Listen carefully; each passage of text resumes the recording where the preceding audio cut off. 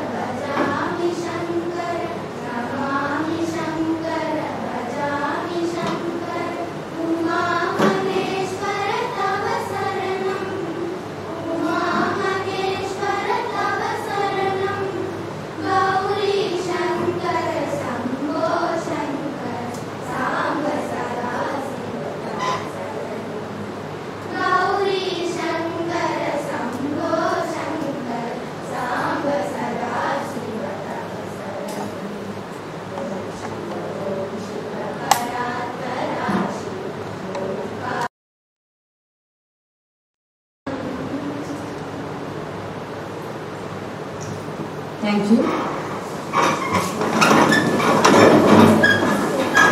Welcome address. I would like to call upon our principal sir to deliver the welcome address.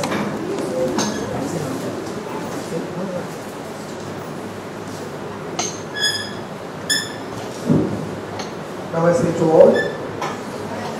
Honorable Chairman sir, esteemed CEO sir, respected Chief Guest Sri S. Sitaraman, historian and specialist in temple architecture, dear teachers, my dear students, a very happy and energetic afternoon to one and all present here.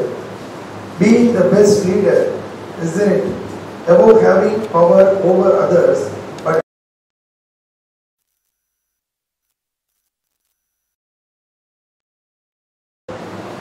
CEO sir to offer such a wonderful opportunity for our students to shine better in their life. Welcome sir. Getting information.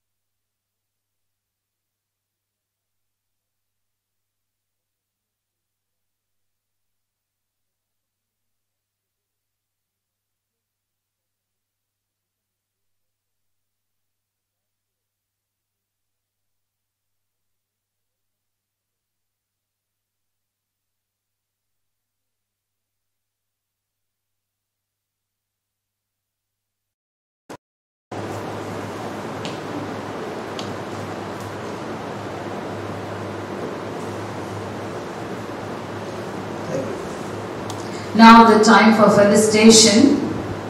I would like to call upon our principal sir and Mrs. Tayin Nagi for felicitate our chief guest, Mr. Sitaraman.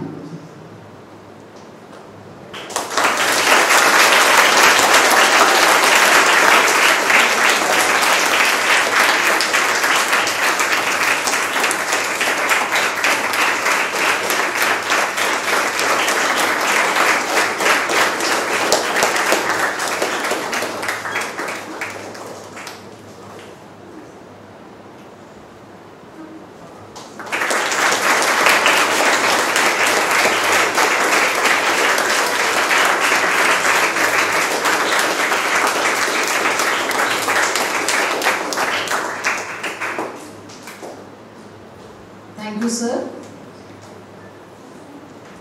Now, the time for introduction of chief guest.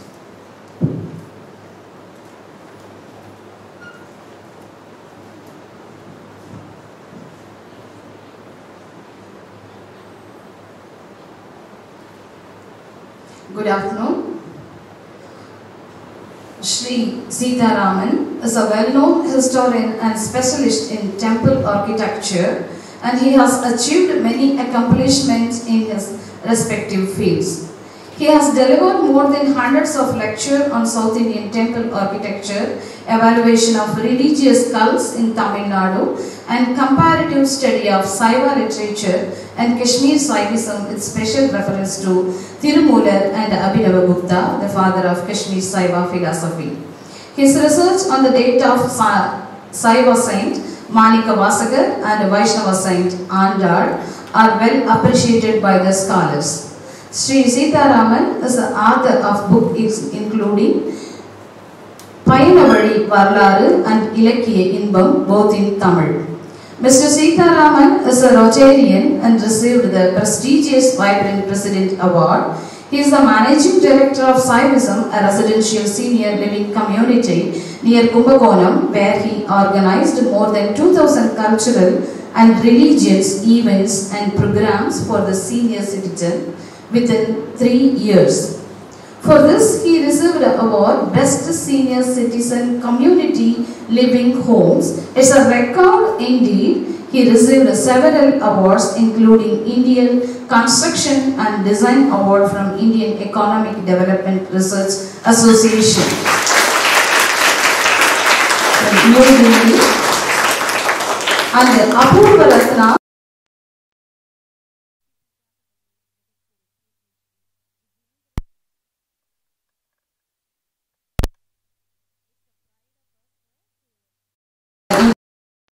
Perfect. Thank you so much.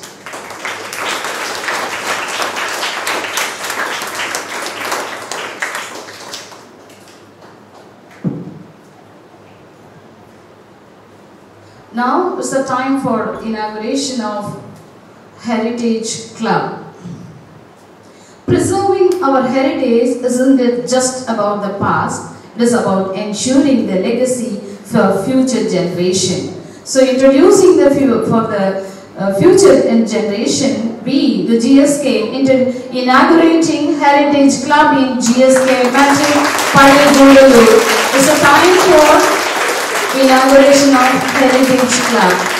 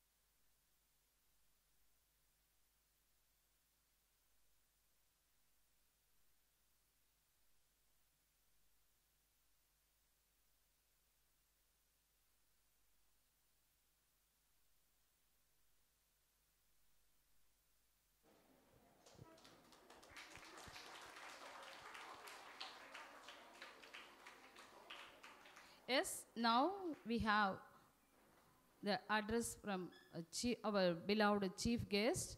Children, get the points and whatever valuable memories what he has. Let us listen from our beloved chief guest. Welcome, sir.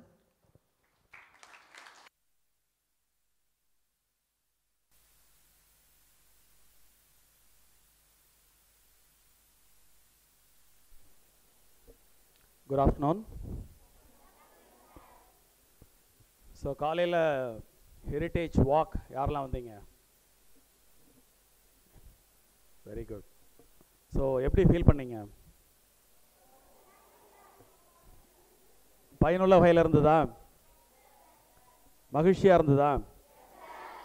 Very good. என்றென்றைக்கு நினைவு கூறத்தக்க வகையில் இருந்ததா? Very good. So distinguished principal of the school, உங்கள் CEO doctor ஜிஎஸ்கேலாம் அடியனுக்கு பரிச்சயம் என்ற முறையில் இந்த கிராமத்திற்கு இன்றுதான் நான் முதலாக வருகிறேன். ஒரு ஐ திங்க் 2001 இல்லையா, 23 ஆண்டுகளுக்கு முன்பாக இந்த கிராமத்தில் இப்படி ஒரு ஸ்கூல் கட்டணும் அப்படின்னு நினச்ச அந்த மகான் டாக்டர் ஜிஎஸ்கே அவர்களுக்கு ஒரு பலத்த கரகோஷம் கொடுக்கலாம்.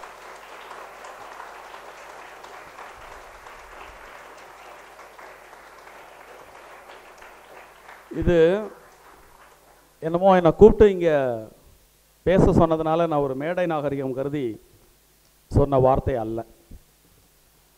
இந்த உலகம் என்பது கற்பித்தல் மற்றும் கற்றல். நான் பேசுகிறது உங்களுக்கெல்லாம் புரியுது தானே? சரி, புரியலன்னா டக்குன்னு கை தூக்கிடுங்க, நான் திரும்ப புரிகிற மாதிரி. புரியலையா? சரி. கற்றல் கற்பித்தல் இந்த ரெண்டு வார்த்தை புரியுதுல்ல? கற்றல் அப்படின்னா நம்ம படிக்கிறது தெரிஞ்சுக்கிறது, கற்பித்தல் அப்படின்னா சொல்லிக் கொடுக்கறது. ஸோ இந்த உலகம் தோன்றிய காலம் முதல் இன்று வரை இந்த உலகத்தை இயக்குவது இந்த கற்றலும் கற்பித்தலும் தான். தேடி தேடி போய் கற்றுக்கணும், கற்றுக்கிட்டதை தேடி தேடி போய் சொல்லித்தரணும். இது ரெண்டும் இருக்கிறதுனால தான் இன்றைக்கி நம்ம அனுபவிக்கிற எல்லா விஷயங்களும் அந்த கற்றலிலிருந்து வருவது தான் இல்லையா? அறிவியல், கட்டுமான கலையாக இருக்கட்டும், எல்லாமே யாராவது ஒருத்தர் கற்றுக்கிறாங்க, திரும்ப கற்றுக்கொண்டதை பயனுள்ளதாக ஆக்கி சமுதாயத்திற்கு பயன்பெறுவதற்கு அளித்தல். ஸோ கற்றலும் கற்பித்தலும் தான் உலக இயக்கும் அடிப்படை கருவிகள். இதனால தான் பாரதியார் ரொம்ப அழகாக ஒரு பாடலில் சொல்லியிருப்பார். அன்ன சத்திரம் 1000 வைத்தலும் ஆலயம் 10,000 நாட்டலும் அன்ன யாவினும் புண்ணியம் கோடி ஆங்கோர் ஏழைக்கு எழுத்தறிவித்தல்.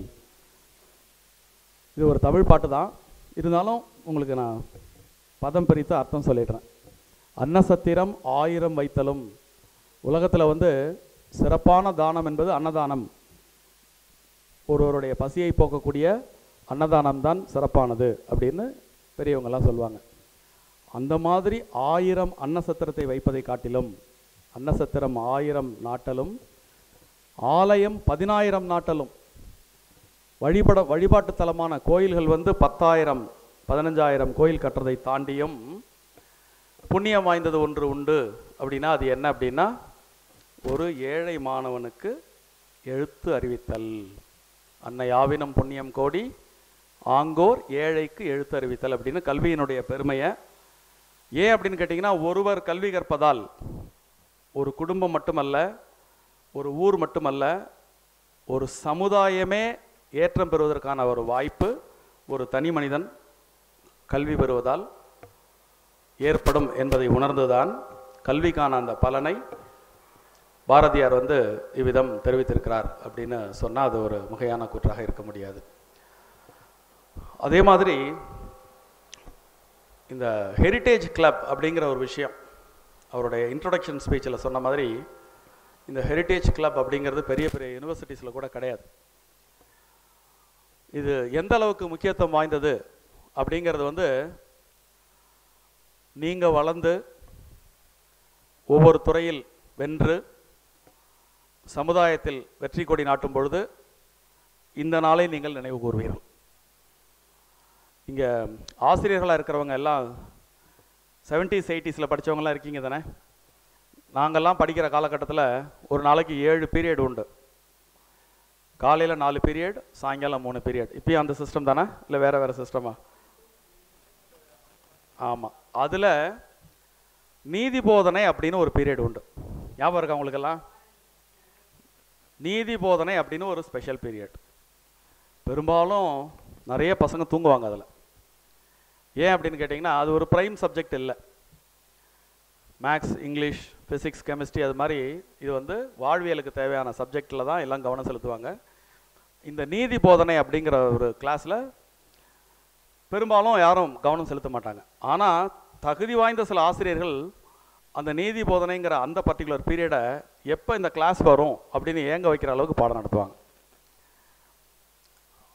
நிறைய மாரல் ஸ்டோரிஸ், லைஃபுக்கு தேவையான வேல்யூஸ், இதெல்லாம் வந்து அந்த நீதி போதனை அப்படிங்கிற அந்த பர்டிகுலர் பீரியடில் ஆசிரியர்களால் மாணவர்களுக்கு சொல்லித்தரப்படும்.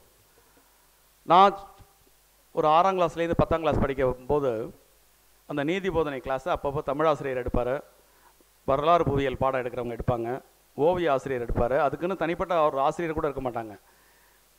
அந்த இருக்கக்கூடிய ஆசிரியர்களே கலந்து கட்டி இந்த வாரம் நான் எடுத்துக்கிறேன், அடுத்த வாரம் நீங்கள் எடுங்கன்னு ஒவ்வொருத்தரும் அதை ஷேர் பண்ணி அவங்களுக்கு தெரிந்த வேல்யூஸை பசங்களுக்கு சொல்லிக் கொடுப்பாங்க. அது மாதிரி நான் படித்த காலத்தில் எங்களுக்கு ஒரு தமிழாசிரியர் இருந்தார். அவர் அப்படியே பாடம் நடத்திகிட்டே வருவார், போர்டில் எழுதி போடுவார், விளக்கம் சொல்வார், அப்படியே இங்கேருந்து அப்படியே நடந்து போவார். திடீர்னு உலகம் என்பது உயர்ந்தோர் மாட்டே அப்படிம்பார். உலகம் என்பது அவ்வளோ. இப்போ சொன்னீங்க பார்த்தீங்களா, அது மாதிரி பசங்க எல்லாம் சேர்ந்து சொல்லுவாங்க, உலகம் என்பது உயர்ந்தோர் மாட்டே. என்ன மீனிங் அப்படின்னா, இந்த உலகம் பரந்துபட்ட உலகம் 700 கோடி மக்கள் இருந்தாலும் அறிவிற் சிறந்தவர்கள், பண்பாடு மிக்கவர்கள், பிறருக்காக உழைப்பவர்கள், இந்த மாதிரி இருக்கிறவங்களால தான் இந்த உலகம் இயங்குகிறது அப்படிங்கிற பொருள்பட உலகம் என்பது உயர்ந்தோர் மாட்டே. இதன் பொருள்பட திருவள்ளுவர் வந்து ரொம்ப அழகான ஒரு திருக்குறள் எழுதியிருக்கார். பண்புடையார் பட்டுண்டது உலகம், அது வென்றேல் மண்புக்கு மாய்வது மண். உங்கள் எல்லாருக்கும் திருக்குறள் உண்டு தானே? மனப்பாட பாடலாம் திருக்குறள் வருது தானே? திருக்குறளை வந்து சாதாரணமாக நினைக்காதீங்க. பழைய காலத்தில் நிறைய பழமொழி உண்டு, வாழ்க்கையை மேம்படுத்துறதுக்கு ஒத்த வரியில் அழகான பழமொழி உண்டு. அந்த காலத்தில் ஒரு பழமொழி சொல்லுவாங்க, ஆளும் வேலும் பல்லுக்குருதி, நாலும் ரெண்டும் சொல்லுக்குருதி. Very good sir, I am impressed. நிறைய ஸ்கூல்ஸில் இந்த பர்டிகுலர் பழமொழி பசங்களுக்கு தெரியாது. இப்போ நீங்கள் இதெல்லாம் தெரிஞ்சு சொல்லி கொடுத்துருக்கீங்க அப்படிங்கிறது தெரியுதுங்க. Very good. அந்த ஆளும் வேலும் பல்லுக்குருதினா பல் தேய்க்கிறது இருக்குல்ல, நம்ம எல்லாம் பெரும்பாலும் பேஸ்ட் வச்சு தேய்க்கிறோம் இல்லையா? ஆலங்குச்சியும் வேலங்குச்சியும் வச்சு காலம்பரை பல்லு தேய்ச்சா அந்த பல்லு உறுதியாக இருக்குமா. அதனால ஆளும் வேலும் பல்லு குருதி, நாலும் ரெண்டும் சொல்லு குருதி. நாலுனா எதுனா நாலடியார், நல்வழி, நான்மணி கடிகை அப்படின்னு 4 வரிகளில் அமைந்த தமிழ் இலக்கியங்கள். இந்த 4 வரிகளில் அமைந்த தமிழ் இலக்கியங்களை நீங்கள் தெரிந்து கொண்டால் நிறைய அறம் சார்ந்த செய்திகள் அதில் இருக்கும். அது உங்களை போய் பண்படுத்தும், பலப்படுத்தும். 2 அப்படிங்கிறது திருக்குறள். 4ம் 2ம் சொல்லுக்குருதி. 4 வரி சிம்பிளாக வச்சுப்போம். 4 வரியில் உள்ள நிறைய பாட்டு எடுத்துகிட்டு அவையாரை மட்டும் எடுத்துப்போம். ஔவையாரனுடைய நல்வழி. 2 வரியில் திருக்குறள். ஸோ 4 வரியில் உள்ள நல்வழியும் 2 அடியில் உள்ள திருக்குறளையும் நாம் தெரிந்து கொண்டால் நாம் பேசும் பொழுது நம் சொல் உறுதியாக வெளிப்படும் அப்படிங்கிற பொருள்பட நமக்கான பழமொழியாக பெரியவங்க சொல்லியிருக்காங்க, 4ம் 2ம் சொல்லுக்குருதி.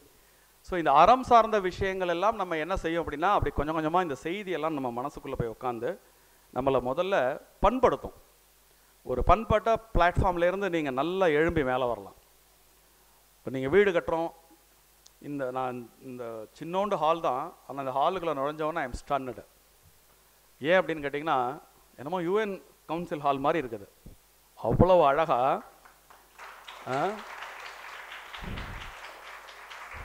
எவ்வளோ ஒரு தொலைநோக்கு பார்வையோட ரொம்ப ரம்மியமாக இருக்குது. இந்த ரம்மியமான இந்த சூழல் இருக்குது பாருங்கள், இந்த சூழலே ரொம்ப ஒரு இனிமையாக இருக்குது. அந்த இனிமையான சூழலில் வந்து படித்தல் அப்படிங்கிறது கைகூடும். படித்தல் அப்படிங்கிற ஒரு வார்த்தைக்கு அர்த்தம் தெரியுமா யாருக்காவது? படித்தல்னா என்ன?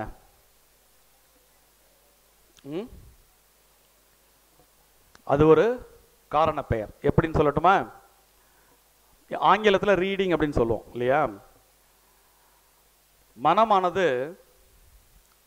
கற்றலுக்கு முன்பு அடங்காமல் அங்கங்கே அப்படியே போகும், கண்ட இடத்துல அலைப்பாயும். கற்றலுக்கு பின்பு படிந்து விடும், ஓரிடத்தில் நிலைத்து நிற்கும். அதனால தான் கற்றல் அப்படிங்கிறது உங்கள் மனசை ஒரு படிமான நிலைக்கு கொண்டு வரும். உங்கள் மனதை படிமான நிலைக்கு கொண்டு வருவதனால் அதற்கு படித்தல் அப்படின்ற ஒரு பொருள். நீங்களே நிறைய ஃபீல் பண்ணியிருப்பீங்க. அமைதியாக இருக்கிற நேரம் உங்களுக்கு நல்லா உள்வாங்க முடியும். பார்த்துருக்கீங்களா? மனசு அலைப்பாயும் போதோ வேறு வேறு இடங்களில் கவனம் இருக்கும் பொழுதோ கிளாஸில் கவனம் போகாது, படிக்கும்போது நம்மளால் சரியாக படிக்க முடியாது. ஆனால் அமைதியாகவும் மகிழ்ச்சியாகவும் நீங்கள் படித்து பாருங்கள், படித்தது மறக்கவே மறக்காது.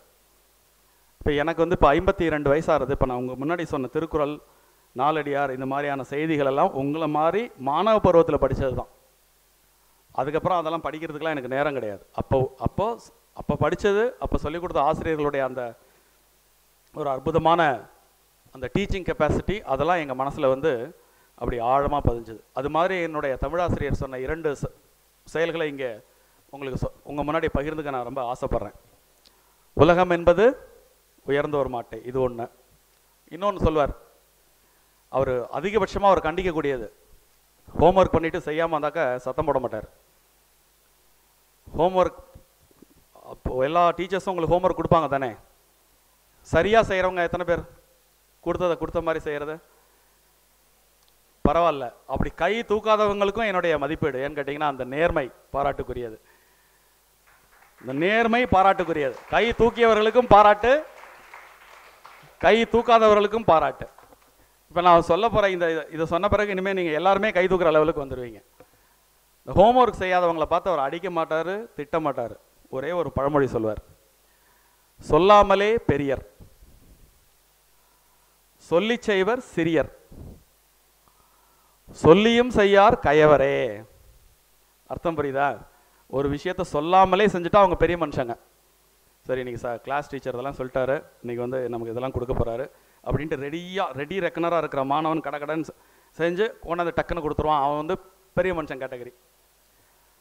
சில பேருக்கு சொல்லணும், இப்பா இந்த ஹோம்ஒர்க் நான் போன தடவை சொன்னேன், நீ சரியாக செய்யலை, மறுபடியும் நாளைக்கு செய் அப்படின்னு ஃபாலோ பண்ணணும். அப்படி சொல்லி செய்கிறாங்க பாருங்கள், அவங்க சிறியறான். சொல்லாமலும் செய்ய மாட்டாங்க, சொல்லியும் செய்ய மாட்டாங்க. அப்படின்னா அவர்கள் சொல்லியும் செய்யார் கயவரே. ஸோ இதை சொல்லுவார் அவர். அப்படியே பாடம் நடத்துவார், அப்படியே புக் எடுப்பார், எல்லாம் எழுதியாச்சாப்பா அப்படின்னு சொல்லிட்டு இதை சொல்லுவார். அவ்வளோதான். இதுவே பெரிய பனிஷ்மெண்ட் மாதிரி இருக்கும். அதனால் எல்லாரும் ப்ராப்பராக ஹோம்ஒர்க் எழுதி கொண்டு கொடுத்துருவாங்க. இது உங்களை மாதிரி நான் படிக்கிற காலத்தில் எங்கள் ஆசிரியர் சொன்னது எனக்கு அப்போ மனசில் பதிஞ்சது. இப்போ நான் உங்ககிட்ட நான் அதை பகிர்ந்து கொண்டிருக்கேன்.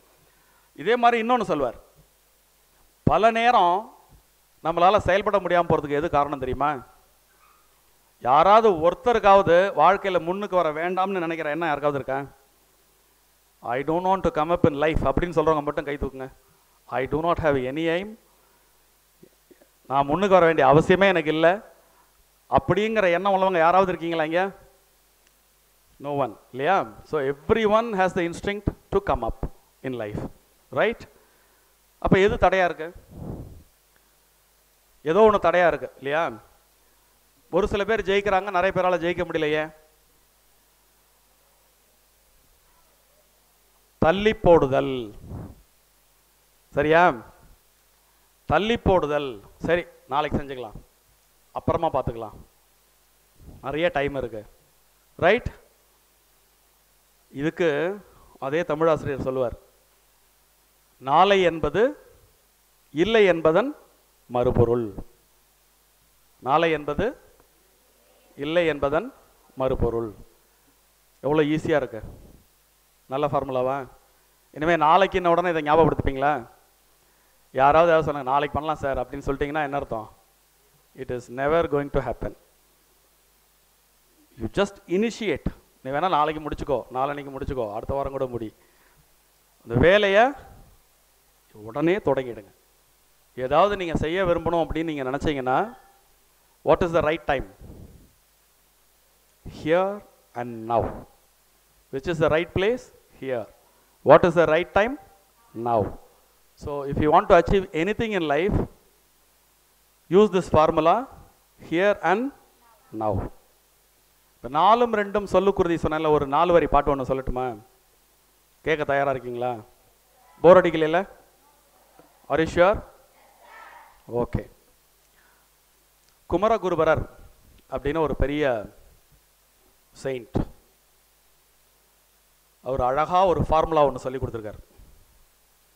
பிறரால் பெரும் சுட்டு வேண்டுவான் யாண்டும் மறவாமை நோற்பது ஒன்றுண்டு. பிறர் பிறர் சீரெல்லாம் தூற்றி சிறுமை புறங்காத்து யார் யாருக்கும் தாழ்ச்சி சொல்லல். மீனிங் சொல்லட்டுமா? பிறரால் பெரும் சுட்டு வேண்டுவான் அப்படின்னா என்ன அர்த்தம் அப்படின்னு கேட்டிங்கன்னா, இப்போ உதாரணத்துக்கு ஒரு 100 பேர் பரீட்சை எழுதினாலும் உங்கள் ஸ்கூலில் யாராவது ஒருத்தர் ஸ்கூல் டாப்பராக வருவார்ல, அவரை எல்லாருக்கும் தெரியும் தானே? அது வரைக்கும் அவரை யாருக்காவது தெரியுமோ தெரியலையோ, if he gets to the topper level or if he achieves a state level, அதுக்கப்புறம் his name is popular, right? தெரியாதவங்களுக்கும் தெரியும், தெரிய விரும்பாதவங்களுக்கும் அந்த பேர் சென்றடையும் இல்லையா? பெரும் சுட்டு அப்படின்னா அவன் பார்ப்பா எப்பேற்பட்ட லெவலுக்கு போயிட்டான். தட் இஸ் கால்டு பெருஞ்சுட்டு. பிறரால் பெரும் சுட்டு வேண்டுவான் யாண்டும் மறவாமை நோற்பது ஒன்றுண்டு. அது மாதிரி ஒரு பெரிய லெவலில் ஒரு நல்ல பேர் வேணும்னு நினைக்கிறவன் எப்பயுமே மறைக்காம கடைபிடிக்கக்கூடிய ஒரு குணம் உண்டு. அது என்ன குணம் தெரியுமா? பிறர் பிறர் சீரெல்லாம் தூற்றி. இப்போ உங்கள் முன்னாடி 4 பேர் உட்காந்துருக்கீங்க, 4 பேரும் ஃப்ரெண்ட்ஸ். அந்த 4 பேருக்குமே நல்லதும் இருக்கும் கெட்டதும் இருக்கும் இல்லையா? அதில் ஒரு சில பேருக்கு ஒரு குணம் இருக்கும், எப்போதும் இன்னொருத்தவங்களுடைய தவறை மட்டுமே பேசுறது. ஒரு சில பேருக்கு ஒரு குணம் இருக்கும், எப்போதும் இன்னொருத்தவங்களுடைய நல்லதை பற்றி மட்டுமே பேசுறது. யாரை லைக் பண்ணுவாங்க? ஸோ அதுதான் சொல்கிறாங்க, பிறரால் பெருஞ்சுட்டு வேண்டுவான் யாண்டும் மறவாமை நோற்பது ஒன்றுண்டு. பிறர் பிறர் சீரெல்லாம் தூற்றி, மற்றவங்களுடைய நன்மைகளை மட்டும், சரியான விஷயங்களை மட்டும் பெருமையாக பேசணுமா. சிறுமை புறம் காத்து, ஒரு நெகட்டிவான விஷயங்களை வெளியில் சொல்லாமல் பரவாயில்ல எல்லாம் மனுஷனா ஒரு இருக்கிறது தானே, அதை போய் நம்ம பெருசாக சொல்ல வேண்டாம். But she is very brilliant and memory is powerful, very kind. So ஒருத்தவங்களுடைய அந்த நல்ல விஷயங்களை பேச பேச பேச பேச அந்த நன்மை வந்து நமக்கு சேரும். சீரெல்லாம் தூற்றி சிறுமை புறங்காத்து, யாரை பார்த்தாலும் தாழ்ச்சி சொல்லல், தன்னை பற்றி பெருமையாக பேசாமல். இதே மாதிரி திரிகடுகம்னு ஒன்று, அதில் வந்து ஒரு அருமையான ஒரு பாடல் உண்டு. நான்லாம் உங்கள் மாதிரி 7ஆம் கிளாஸ் படிக்கும்போது படித்த பாட்டு அது. Am I boring? No? So, are you all alert? இன்னொரு பாட்டு சொல்லலாமா இதே மாதிரி? ரொம்ப மாணவர்களுக்கு தேவையான ஒரு அருமையான பாட்டு இந்த திரிகடுகம்னா அது ஒரு மூலிகை பொருள். உடம்பு சரியில்லைனாக்கா அதை கொடுத்தா சரியாகுங்கிற மாதிரி வாழ்க்கைக்கு தேவையான மருந்து மாதிரி 3 முத்தான செய்திகளை சொல்லக்கூடிய பழந்தமிழ் பாடல். அதில் மாணவர்களுக்கு மட்டும் இல்லை, மனுஷனாக பிறந்த ஒவ்வொருத்தனும் கடைபிடிக்கக்கூடிய ஒரு அற்புதமான செய்தி மிகவும் அற்புதமாக புதிந்திருக்கிறது. அதில் ஒன்று உங்களுடன் பகிர்ந்து கொள்ள ஆசைப்படுகிறேன். பிறர் தனை பேணுங்கால் நாணலும் பேனார் திறன்வேறு கூறிற் பொறையும் அறவினையை காராண்மை போல் ஒழுகலும் இம்மூன்றும் ஊராண்மை என்னும் செருக்கு அப்படின்னு ஒரு பாடல், பழந்தமிழ் பாடல். என்ன மீனிங் அப்படின்னா, இப்போ உதாரணத்துக்கு இந்த பொண்ணு 100 மார்க் வாங்கிறான்னு வச்சுப்போம். அப்போ எல்லாரும் சேர்ந்து அப்பா என்ன பிரில்லியன்ட்ப்பா, எப்படி தான் 100 மார்க் வாங்கினாலும் தெரில, நமக்கு கிடைக்கிற அதே நேரம் தான் அவளுக்கும் கிடைக்கிது. பட் இப்படி வாங்கிறாலே நீங்கள் போய் பாராட்டும் பொழுது அமைதியாக இருக்கணும். பிறர் தன்னை பேணுங்கால் நாணலும், வெக்கப்படணும். இல்லை அதெல்லாம் நான் எல்லாம் நீனும் படித்தா வந்துடலாம், எங்கள் அப்பா சொல்லிக் கொடுத்தாரு, டீச்சர் சொல்லிக் கொடுக்கும்போது கவனித்தேன், நான் ஒன்றும் பெருசாக பண்ணல. So this is how we should react.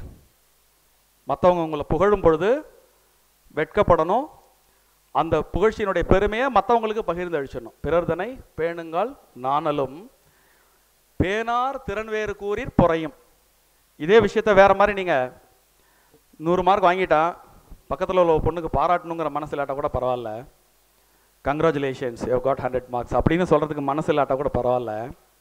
என்ன பெரிய 100 மார்க்கு, கொஸ்டின் பேப்பர் ஏற்கனவே அவுட் ஆகிடுச்சு, ஏற்கனவே தெரிஞ்ச கொஷின் தானே. அவள் இந்த கொஷினுக்கு ஏற்கனவே 4-5 தடவை எழுதி போட்டான். நம்ம படித்த கேள்வி வரல, அவள் படித்த கேள்வி வந்துருச்சு.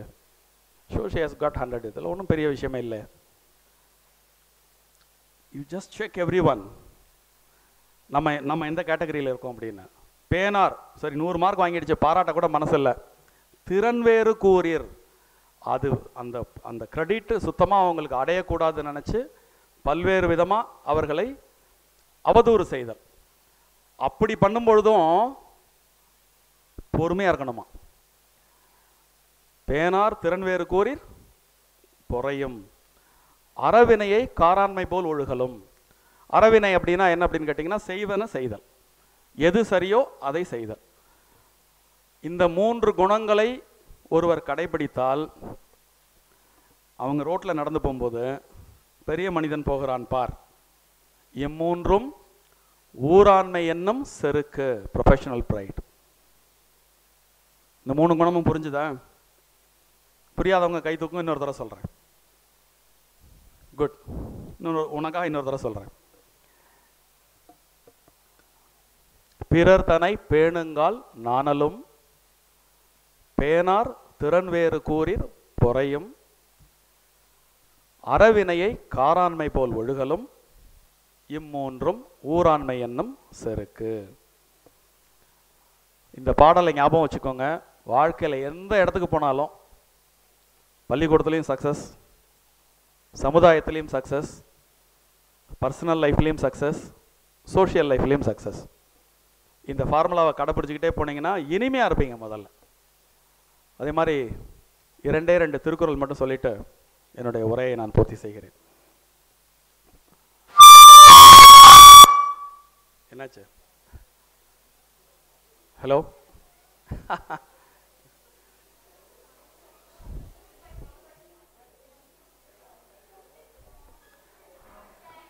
பரவாயில்ல, நீங்கள் யாரும் தூங்கலைங்கிறது இல்லைன்னு தெரியுது. தூங்கியிருந்தீங்கன்னா பயங்கர ஷாக் ஆகிருக்கும். எல்லாம் அலர்ட்டாக இருக்கீங்க. குட்.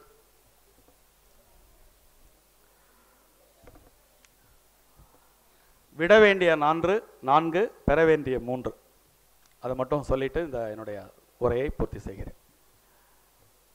நெடுநீர் மறவி மடி துயில், இந்நான்கும் கெடுநீரார் காமக்கலன். 4 விஷயத்தை நீங்கள் ஒதுக்கணும்னு வள்ளுவர் சொல்லியிருக்கார். இந்த 4 விஷயம் இருக்கிறவங்க எப்படிப்பட்டவங்கன்னு இந்த திருக்குறளை சொல்கிறார். நெடுநீர் அப்படின்னா தாமதம்.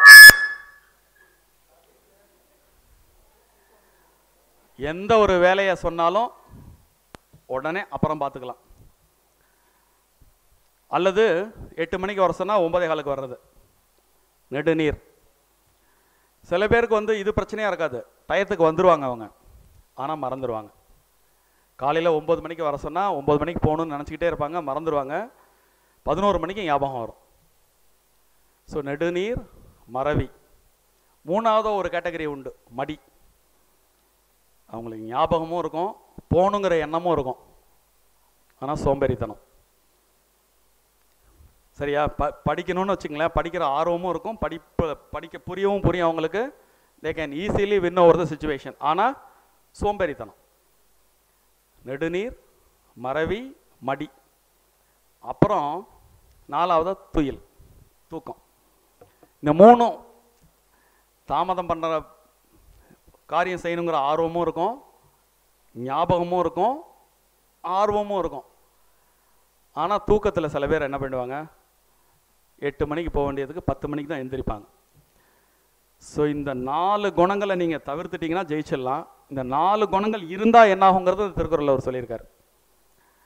நெடுநீர் மறவி மடி துயில், இந்நான்கும் கெடுநீரார் காமக்கலன். கலன் அப்படின்னா கப்பல். இப்போ ஒரு கப்பல், நீங்கள் இப்போ உதாரணத்துக்கு நீங்கள் சென்னையிலேருந்து ஸ்ரீலங்காவுக்கு பிரயாணம் மேற்கொள்கிறீங்கன்னு வச்சுப்போம். கப்பல் வழியாக போகணுன்னு ஆசைப்பட்றீங்க. கப்பலுக்கு போர்டு பண்ணும்பொழுது அந்த கப்பலில் 4 ஓட்டை இருக்குன்னு சொன்னால் ஏறுவீங்களா? இந்த கப்பலில் 4 ஓட்டை தான்ப்பா இருக்குது, பெரிய கப்பல், ஆனால் 4 ஓட்டை தான் இருக்குது அப்படின்னா கப்பலில் ஏறுவீங்களா? பணமே கட்டினாலும் ஏறுவீங்களா? ஏன், என்ன ஆகும்? 4 ஓட்டை இருந்தால் என்ன ஆகும்? அதனால் சொல்கிறார் வள்ளுவர், நெடுநீர் மறவி மடி துயிலின் நான்கும் கெடுநீரார் காமக்கலன். கெட்டு போகணும்னு நினைக்கிறவங்க விரும்பி ஏறி அந்த கப்பலில் உட்காந்துப்பாங்க. ஸோ இந்த நாளையும் தவிர்க்கலாமா? பெற வேண்டிய 3 குணங்கள் ஒன்று சொல்லியிருக்காரு. தூங்காமை, கல்வி, துணிவுடைமை. இம்மூன்றும் நீங்கா நிலநாள்பவர்க்கு. அலர்ட்டாக இருக்கிறது. தூங்காமைனா சுத்தமாக தூங்காமல் இருக்கிறதுன்னு இல்லை, உடலுக்கு போதுமான ஓய்வு பெற்ற நேரம் போக மற்ற நேரத்தில் விழிப்புடன் இருத்தல். தூங்காமை, கல்வி, துணிவுடைமை. இம்மூன்றும் உள்ள ஒருத்தர் வந்து எப்படி இருப்பார்னா நீங்கா நிலநாள்பவர். அவர் அவ்வளோ ஈஸியாக யாராலையும் ஜெயிக்க முடியாது. அவர் நினைக்கிற வரைக்கும் அவர் தான் ரூலர், ஆளுமை மிக்க பண்பாளர். இப்படிப்பட்டவங்க பேசினா எப்படி பேசுவாங்க தெரியுமா? சொலல் வல்லன் சோர்விலன் அஞ்சான் அவனை இகழ்வல்லல் வேந்தர்க்கும் அரிது. சரியான கல்வியோடு நீங்கள் பேச ஆரம்பிச்சிங்கன்னா அந்த பேச்சு எப்படி இருக்குன்னு வள்ளுவர் சொல்கிறாருன்னா, சொலல் வல்லன் சோர்விலன். நல்லா பேச தெரியும், அவன் எந்த இடத்துலையும் சோர்ந்து போய் உட்கார மாட்டான். அஞ்சான், பயப்பட மாட்டான், யாருக்கும் பயப்பட மாட்டான்.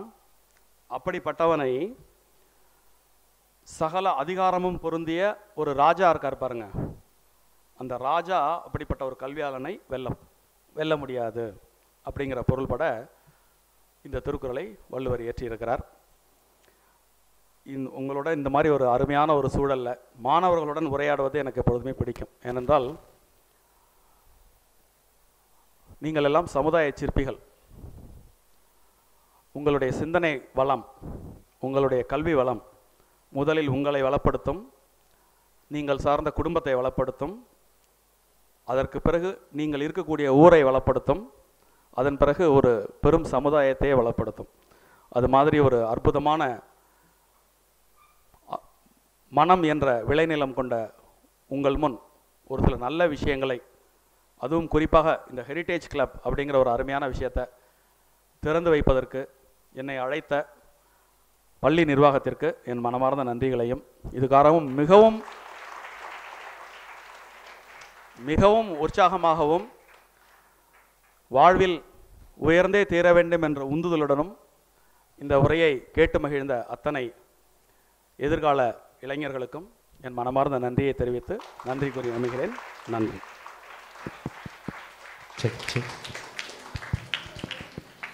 மிக்க நன்றி ஐயா.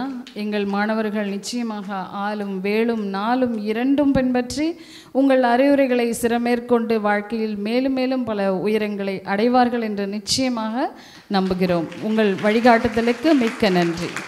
Now it's the time for vote of thanks. I would like to call upon our English PGT, Mrs. Porkudi, to deliver the vote of thanks.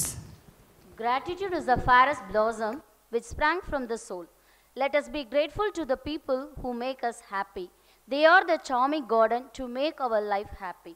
Honorable Chief Guest, esteemed Principal Sir, respected teachers, dear students, and everyone present here, good afternoon to one and all present here. It's my privilege to extend a heartfelt vote of thanks to on behalf of everyone gathered here. First and foremost, I would like to express our gratitude to our Chief Guest, S. Sitaraman Sir, for gracing this occasion and inspiring us with your insight address. Your encouragement and support add great value to our efforts in making this inauguration of Heritage Day celebration a memorable one. I would like to acknowledge and thank our Principal Sir for his hard work and dedication to make this today's program in grand manner. Finally, a big thanks to all the participants and students for being a part of this important occasion.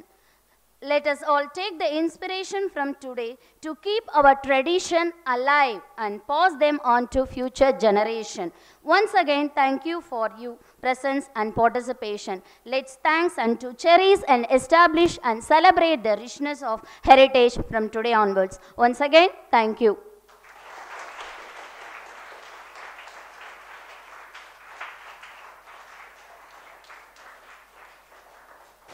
Thank you, ma'am. Let us rise for national anthem. with no sound, please. जनगण मन अधिनायक जय हे भारत भाग्य विधाता पंजाब सिंध गुजरात मराठा द्राविड उत्कल गंगा विंध्य हिमाचल यमुना गंगा उच्चल जलधि तरंगा तव शुभ नामे जागे तव शुभ आशीष मांगे गाहे तव जय गाथा जन गण मंगलदायक जय हे भारत भाग्य विधाता जय हे जय हे जय हे जय जय जय जय हे